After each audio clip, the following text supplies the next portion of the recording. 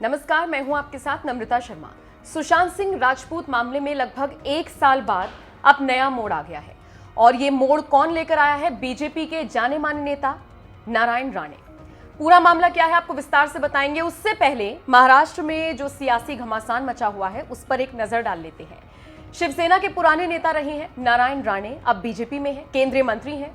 उन्होंने एक विवादित बयान दिया महाराष्ट्र के सीएम उद्धव ठाकरे को लेकर और उसके बाद से ही पूरा विवाद गहराता जा रहा है। शिवसेना लगातार नारायण राणे पर वार कर रही है, उन पर तमाम तरह के आरोप लगा रही है और इन सब के बीच उद्धव ठाकरे के बेटे आदित्य ठाकरे पर नारायण राणे ने गंभीर आरोप लगाए हैं और कहा है कि सुशांत सिंह राजपूत मामले की अगर ढंग से जांच हो तो इसमें आदित्य ठाकरे दोषी पाए जाएंगे।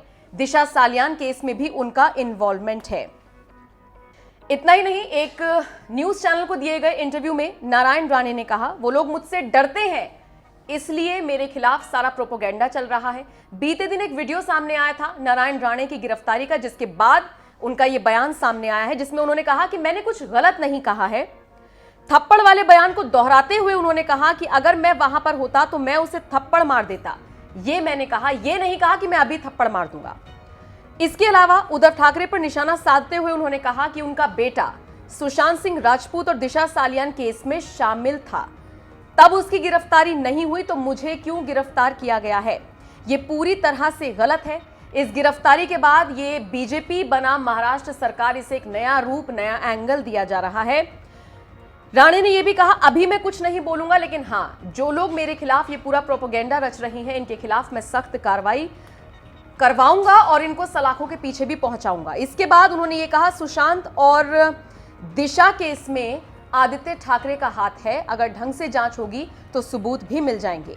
इसके अलावा उन्होंने कहा, उद्धव ठाकरे सीएम बनने लायक शख्स नहीं है, अगर बाला साहेब जिंदा होते तो उन्हें सीएम बनने नहीं देते। तो ये पूरा विवाद गहराता जा रहा है बीजेपी और शिवसेना के बीच, या ये कह लीजिए महाराष्ट्र सरकार और केंद्र सरकार के बीच। ऐसा हम इसलिए कह रही हैं क्योंकि शिवसेना के तमाम नेता हैं जो आगे आ गए हैं, जो छिटाकशी कर रहे हैं नारायण राणे पर, तो दूसरी तरफ बीजेपी के प्रमुख नेता जिनमें जेपी नड्डा सरीखे नेता शामिल हैं, वो सब आगे आ रही हैं और अपने नेता का बचाव कर रही हैं। जिस तरीके से नारायण राणे की गिरफ्तारी हुई, जिस तरीके से उद्धव को लेकर उन्होंने बयान दिया और जिस तरीके से सुशांत सिंह राजपूत के पूरे मामले में उन्होंने आदित्य ठाकरे का नाम लिया है, इस पूरी खबर को लेकर आप क्या सोचते हैं? कमेंट करके अपनी राय हमें जरूर